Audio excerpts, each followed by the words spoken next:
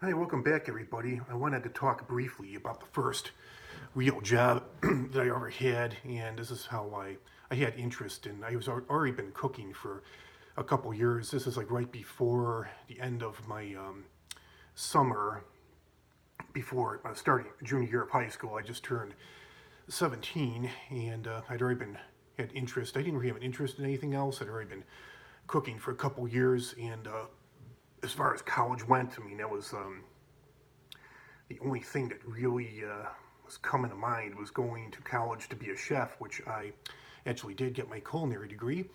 Now, I did have two jobs prior, but they weren't really real jobs. From the time I was, it wasn't like I punched a clock or anything, but I mean, I delivered a newspaper like one day. I could either deliver it on Wednesday or Thursday, or I could do it, I could split up if I wanted to. I usually did it on Thursday. Delivered, 100 papers, something close to that. It was like I don't know. I think the starting pay was like $7 a week. Now this is back in 1990, and I did that from 1990 to 1994. And then when I was 15, that was the summer before high school. And then the next summer, I was a caddy for one summer at a country club, and I didn't punch a clock for that either. To get like a flat rate, that was kind of as far as any kind of income, it wasn't really dependable because sometimes you'd show up depending on how many caddies were there, depending on how many golfers were going to play that day. Like sometimes you would just, it was so frustrating. I mean, you had stuff to do. They had like a game room, a ping pong table, and like an area for it was like a little clubhouse, like a rec center for the caddies before you went out. They had like a basketball court, like a few video games, sort of like a video game arcade, a few of them, and ping pong table and TV. Sometimes, a lot. You had to get there like really in order. It was like first come first serve, so you had to get there like really early in the morning if you wanted to get out. And I'm not a morning person, so I normally got there.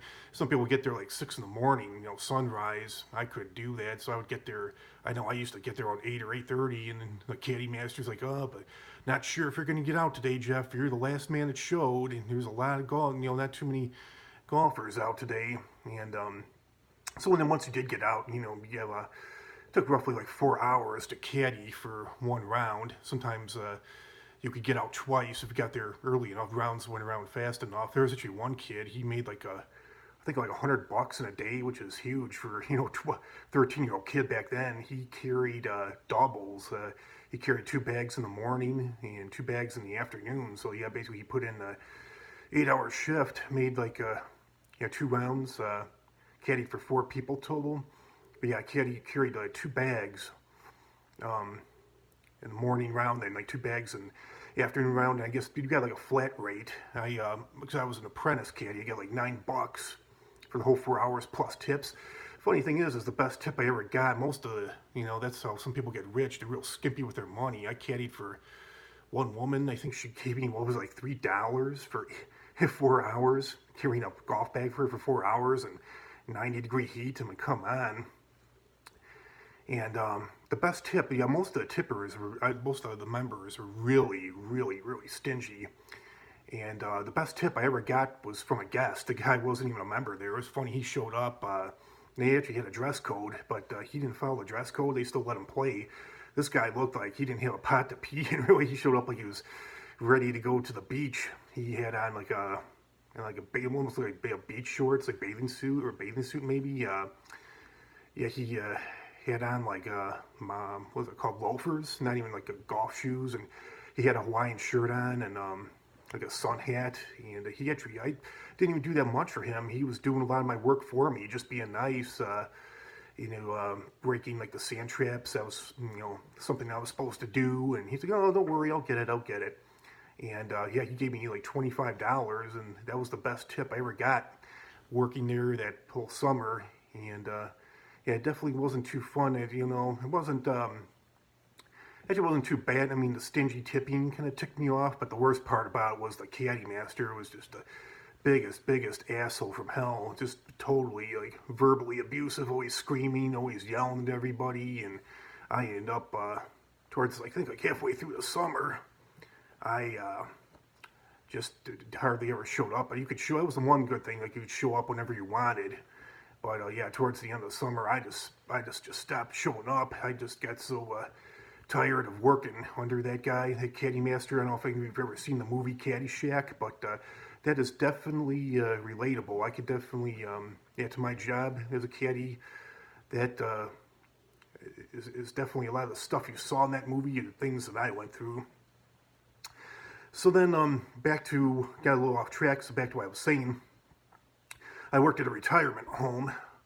That was the job I got right before my junior year of high school, and it was a pretty good job, but not for the right reasons. I mainly liked it because a lot of the people, like 80% of the people that, it was all like high school kids, college kids, but like 80% of the people that worked there were people that I went to high school with, people I was friends with.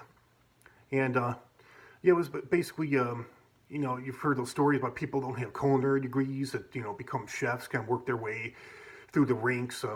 That's how I did it. Yeah, within a year, I ended up being like the number 2, number 3 cook in the kitchen, right underneath the head cook. And yeah, I started off, at the bottom, like the totem pole, like a lot of people do in the restaurant business. I started off as a dishwasher and worked my way up to busboy, and then eventually I was a waiter and a salad prep person, and then eventually I started cooking, and even moved up to even did number 2. I was the number 2 guy at certain times. And most enjoyable part, I did learn quite a bit about cooking there, the restaurant business, what it was like.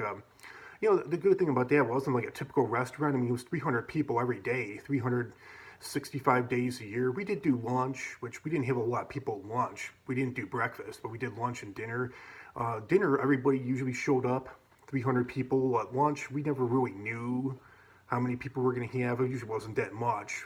Not at all. It was really relaxing, real way back. And lunch was a buffet, so you just had to get them their drinks and their dessert. That was it. The salads. We always had dinner service too. We had a soup and salad bar, and so they got that. And then the rest of the food, the waiters and waitresses had to get from the kitchen. But yeah, lunchtime it was all buffet, so we didn't have to worry about giving them any food. It was just basically get their drinks, and then they would get their soup, their salad, their entrees, sides, whatever. And then once they were done with their lunch, we would get them dessert. At dinner time, we had to do all that. And the nice thing is, it was always 300 people. You always knew what to expect. It was 300 people a day. The only thing you didn't really know what to expect was the section you were going to be assigned to. But once you got that section assigned, you knew like what kind of day you were going to have, because the people, they sat at the first seating. The people always sat at the same tables, like clockwork. It was when the first people left, you didn't really know who you're going to get at the second seating, because it just kind of depended on, when the people left and how soon or how fast or how slow it took to get their tables bussed. But yeah, after a while, at least it's not like dealing with the public. After a while, you got to know them. Most of the people were pretty nice. Some of them were assholes, bitches. But after a while, like you got to know, who to really be careful with, who you're gonna, you have to deal with, if they're nice. And, even the people that are bitchy to me, kind of assholes to me, eventually, I knew what they liked. I knew how to treat them. I knew how they wanted to be waited on. So that didn't really get to be a problem after a while. And we had 2 managers that were both, this manager, Madeline, she was a total bitch. And this guy, John, was a total asshole. And, it goes to show you sometimes the devil you don't know is worse than the devil that you know. And we had this other manager, Mike. He was cool, but it's funny, we had like 2 managers there. It turned out to be pedophiles.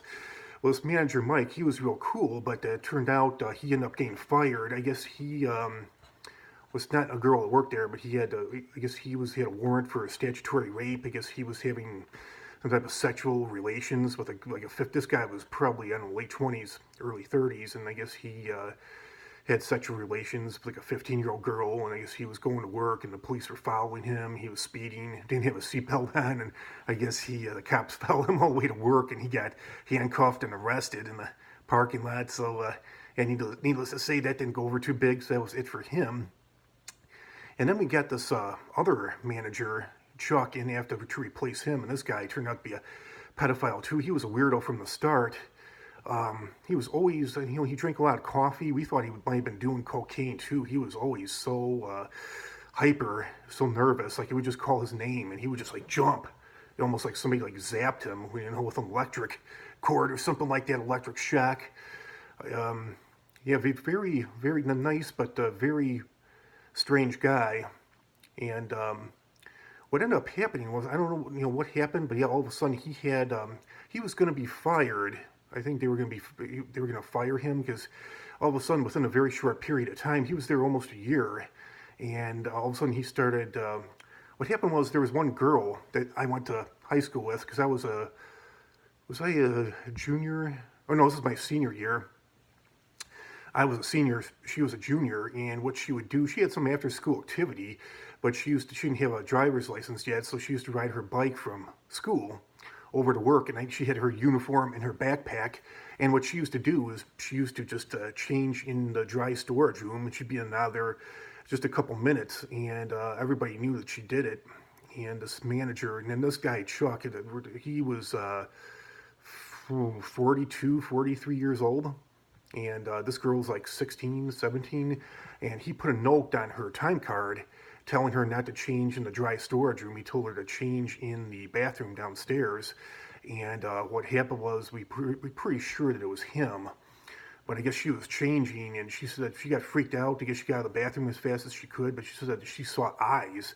I guess seeing he was standing on the vanity, the sink, and he lifted the ceiling tile up, and she said that she saw some eyes looking at her. I would have, screamed, but I guess she just finished changing as fast. I was off that day. I wasn't there that day, but I would have finished, she finished changing as fast as she could, and I don't know who she went to about it, but yeah, I guess he left, shoes must have been dirty. He left like a dirt or a mud footprint on the vanity, and I guess the other manager, John, was asking all the guys like to lift their shoes up. He was trying to see if any of their shoes matched.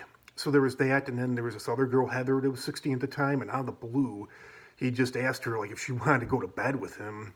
I was there that day. I didn't witness it, but Heather came to me, and she was so shooken up, shaking and hyper, and I mean, she seemed like she was about ready to have a heart attack. I'm like, Heather, what's wrong? And she's like, oh my God, you wouldn't believe what Chuck just did. I'm like, what did he do now? And she's like, oh, he just asked me to go to bed with him. I'm like, oh my God. So there was that, and then there was some older woman that worked there, and he asked her what her bra size was, and we ended up finding out that this guy was doing speed pills. Well, he didn't get fired. He left, but he stole a bunch of shit when the night. It's kind of funny.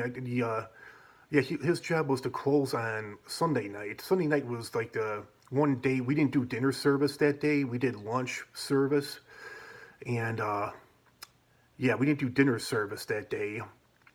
And his job was to close, so he stayed. For some reason, he stayed later. I guess that's when he did like the food ordering and some paperwork, whatever. So he was the last one there. No one else was there. It's kind of I don't know if he had a history of stealing before with us, but yes, someone said like he must have walked out with boxes and boxes and boxes of stuff. There were all these like recipe books were missing. Stole some cooking equipment, and I don't know, I would have reported it. I don't think that they reported it, but I definitely would have. And I know they were just glad to get rid of him. He actually left, he was going to be fired. He left voluntarily, went to some other retirement home. And actually, one of my friends, Arturo, I didn't meet him until culinary school, but he lived the next town over. And he was also, he became a chef too, but he was working as a cook at another retirement home that this guy Chuck went to.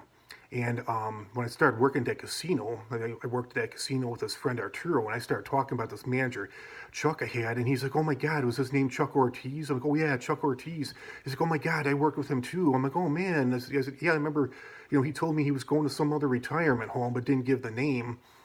And it turned out, that my friend Arturo said that, he was doing the same thing there. This guy was married with a couple kids, but he did the same thing there. He was trying to get with all these underage girls, and he was taking, we always wondered like if he was doing cocaine, or he told me too, he was drinking too much coffee. I don't know if it was that, but my friend Arturo said that he was doing speed pills. I guess he ended up, they told him not to take speed pills anymore because they got tired of him being hyper like that. And he had a company credit card for some reason, and he had to show the receipts in order to get reimbursed for it. He had a company credit card. I guess he had to save the receipts so I knew what he was buying. And this dumbass, they told him not to be taking speed pills anymore. He actually went to a gas station and purchased speed pills on that company credit card. He's like, I guess I'm gonna get fired then. And sure enough, he did get fired. I was pretty surprised that I never, because I worked at that county jail in Illinois for 10 years. It was in his jurisdiction, and last time I looked him up, yeah, he still lives in that town. I'm really surprised. He never ended up in there, to my knowledge. I saw everybody that came in, and he's checked the database for him, and yeah, he's definitely still a pedophile on the loose. So with that, and when we had so much fun there with my high school friends, they had a Christmas tree in the wintertime and during Christmas, and my one friend Shane, he used to take marshmallows and put them on the tree. People thought they were Christmas ornaments, and I think by after New Year's, these marshmallows are hard as bricks. And he used to put dinner rolls on the tree too. And I'm trying to think what else. There was there were chandeliers all over the dining room, and he was pretty hard to get even a small object into the lights in the chandelier. But he was basically playing basketball, taking little butters, little creamers, or he'd break up little pieces of food, try to throw them into the chandelier. And I'm trying to think of other stuff that went on there. The same friend Shane that I had, he just for the fun of it, they had eggnog during Christmas. I think November, December. That's real popular beverage during the holidays, and he just, for the hell of it, poured some orange juice into it just to fuck with these old people that were ordered eggnog. He put a little splash of, I don't know, it might actually be good, served like a dreamsicle, but he poured some eggnog, some orange juice into their eggnog, and some old lady was like, wow, it's this eggnog tastes really good today. And there was this one girl there that, oh man, she was we used to say she was all, not to be mean, I know it's kind of mean to say, but she was all looks and no brains. She used to wear these really, she was a senior in high school, and she actually went to a biggest slut there, fooled around with so many guys, he actually offered herself up to me, but I turned her down, and afraid of getting caught. But yeah, if I could go back to high school, I would have gone through with it. But then someone said, oh, it's probably good that you didn't go through with it. You probably save yourself from an STD. I'm like, yeah, maybe so. But yeah, this one girl, she actually went to all-girls Catholic high school. Her name was Sarah. And she was just absolutely drop-dead gorgeous. I mean, smoking body, smoking face, everything. All the guys there, all the straight guys there wanted her. All the straight guys are trying to get with her, and quite a few of them did. I think the first night that she worked there, she was in the car with one of the busboys, one of the waiters, and so it was dark.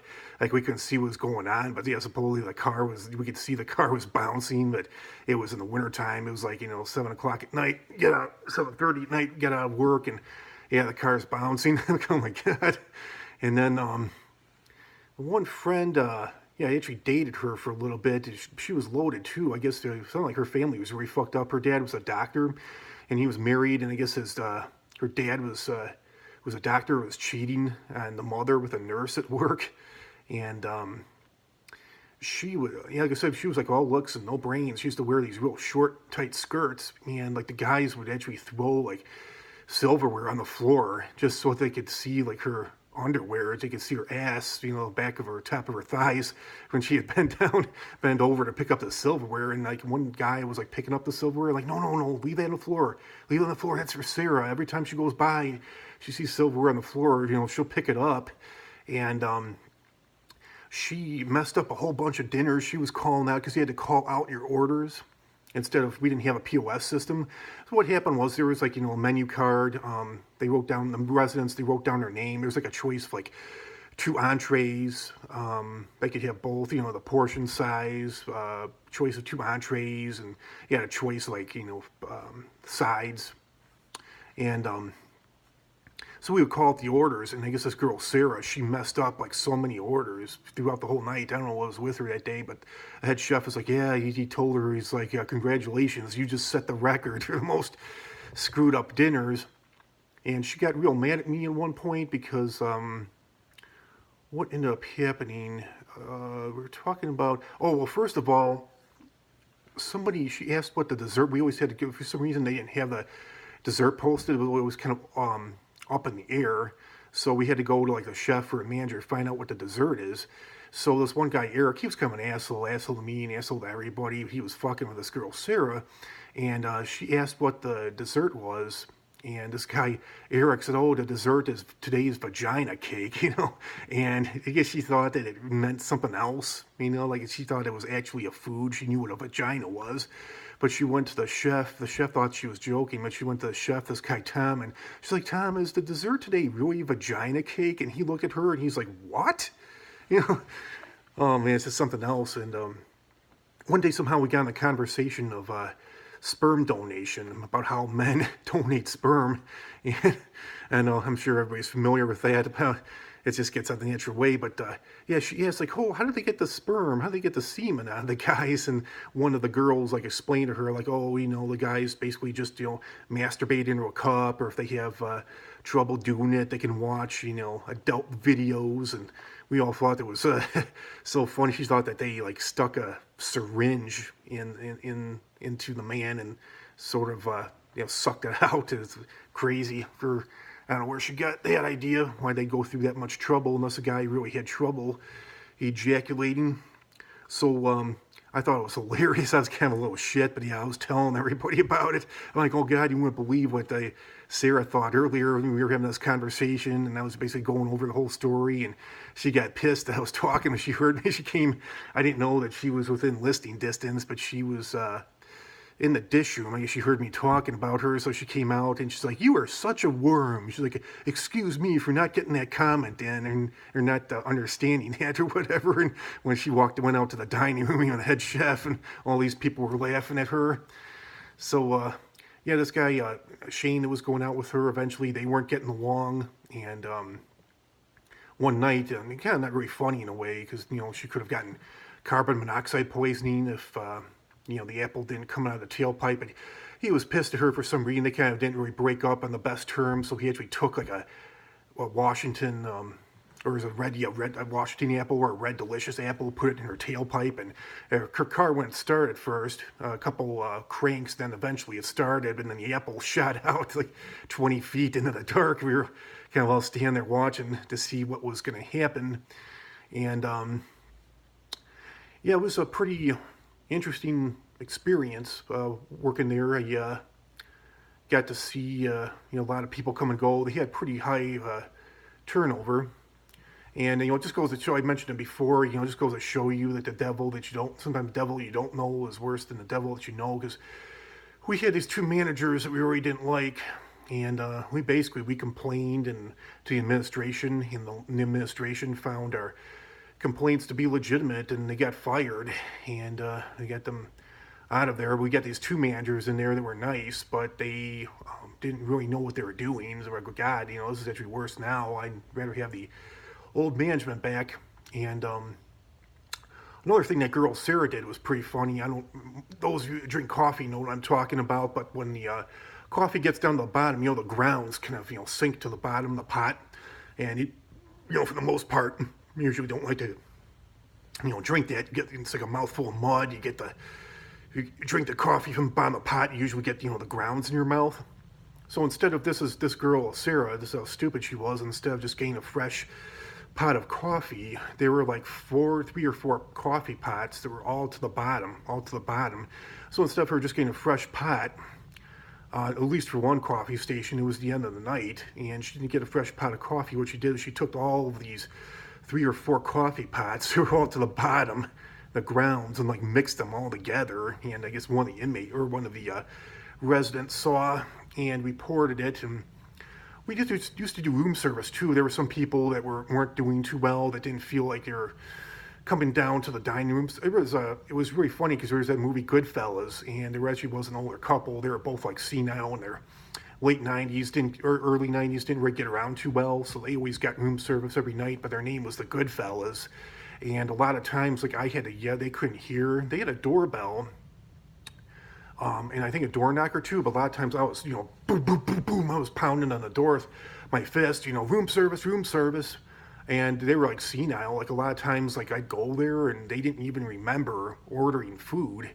And like, "Oh, okay, well, we'll take it. We'll heat it up later. Like we already had our own dinner." Like, okay.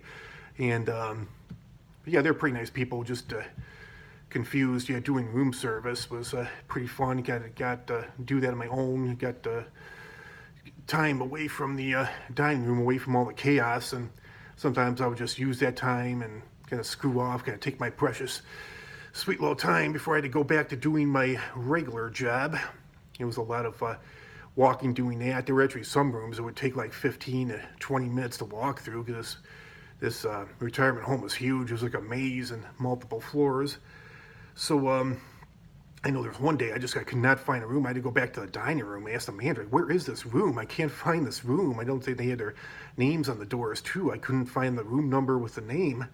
And sometimes I would just have a couple boxes or styrofoam boxes, but sometimes I had a lot of people ordering room service and didn't know about WD-40 back then. Probably could have solved the problem. It was kind of embarrassing because this probably woke residents up, but I had like this rolling cart. It had a top shelf and a bottom shelf and wheels, and it was so damn loud. It was so damn squeaky, and every time I'm like passing, even these old people, I could barely hear them passing these old people, and they're putting their hands over their ears, and they're like, oh, you need to give that cart some oil. I'm like, yeah, tell me about it, something. You know, I didn't know about WD-40 back then. Probably could have gotten some from one of the maintenance workers, and yeah, one of the maintenance workers there was like kind of like a pedophile too. He was married with kids, but he actually ended up having an affair with a 17-year-old girl there. He had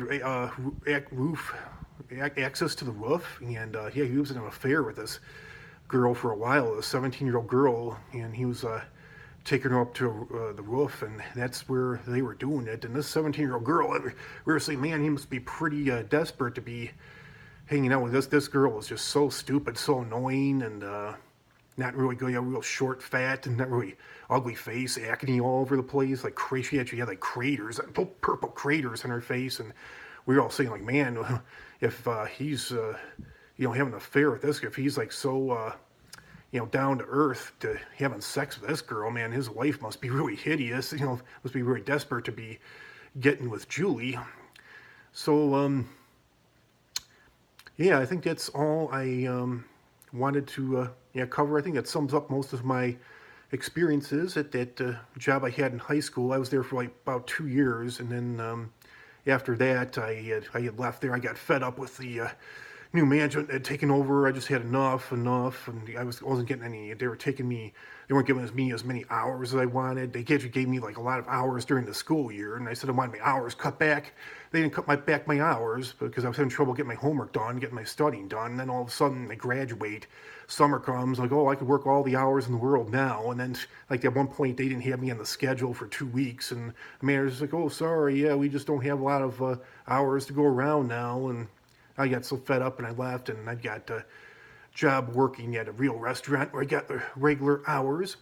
So, yeah, that's all I have to say on that job. And I will do probably this upcoming week, some morning, I will do this. It'll probably be a long video, but I'm going to do video about, it's a family-owned restaurant. It was the one of the last restaurant jobs I had, second to last. It was where I was an executive head chef for about 2 years, and boy, was there the drama, was there the shit going on there.